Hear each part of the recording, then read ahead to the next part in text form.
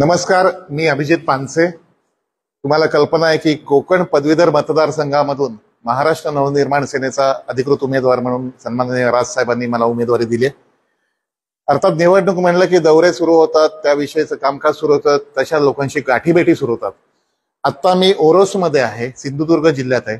आमच्या पदाधिकाऱ्यांची मीटिंग झाली आणि मी जागोजागी विचारतो आहे की पदवीधर मतदारसंघातले आमदार जे आधी होते की त्यांनी काय काय केलं आहे, पदवीधरांसाठी केलंय, जे शिक्षक आहेत त्यांच्यासाठी केलंय, जे शिकू इच्छितात त्यांच्यासाठी केलंय पदवीधरानंतर, आणि ज्या काही धक्कादायक बातम्या आल्या त्याची काय एक सिरीज मी करीतच। त्याचा पहिला भाग हा आहे असं समजा।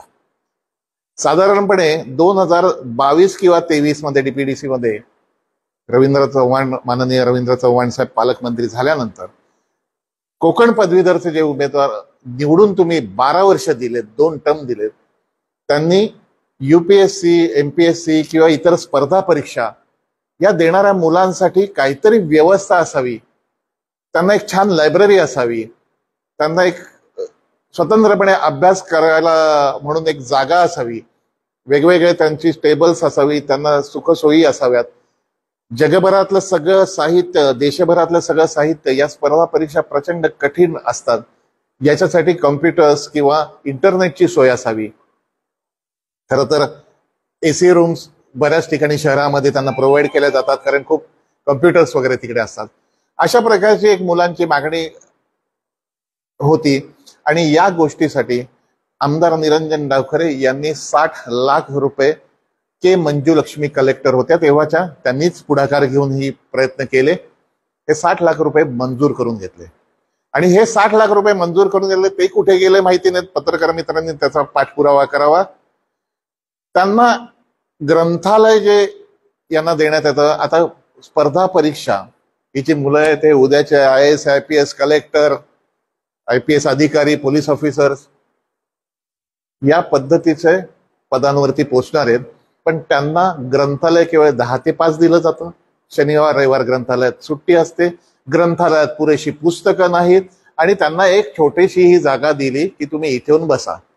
या जागेचा सगळा मुआयना केला तर तुम्हाला लक्षात येईल, तिकडे सगळं सामान पडलेले आहेत, जुने सोफे पडलेले आहेत, तिकडे टेबल पडलेली आहेत, तुटके फुटके ते ड्रॉवर आहेत। अख्ख्या अभ्यासिकेत एकही पुस्तक नाहीत।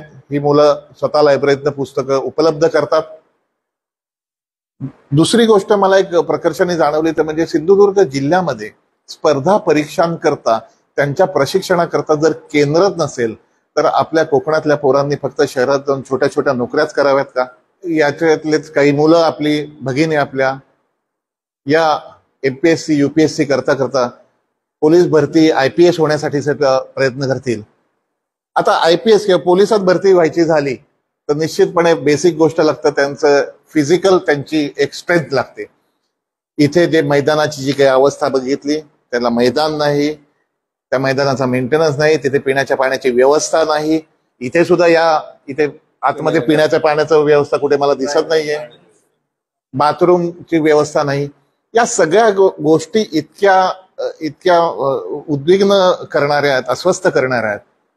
आज कोकणासारख्या प्रदेशात म्हणजे कोकणमधनं जवळजवळ 9 भारतरत्न या देशाला मिळाले। अशा समृद्ध बुद्धीच्या कोकणामध्ये UPSC आणि MPSC याची केंद्र मोठी उभे राहिली का नाही? याचं कारण तशी एक वृत्ती लागते। पदवीधर आमदार झाल्यानंतर या लोकांचे प्रश्न समजून घ्यावे लागतात आणि या पद्धतीच्या यंत्रणा सहज शक्य आहेत उभ्या करणं, शासनाच्या मदतीने शक्य आहेत, इकडच्या मंत्री, आमदार, खासदार यांच्या मदतीने शक्य आहेत, लोकसहभागातून शक्य आहेत। पण जर ही इच्छाशक्तीच नसेल तर आपली कोकणातली मुलं प्रशासनामध्ये कशी जाणार?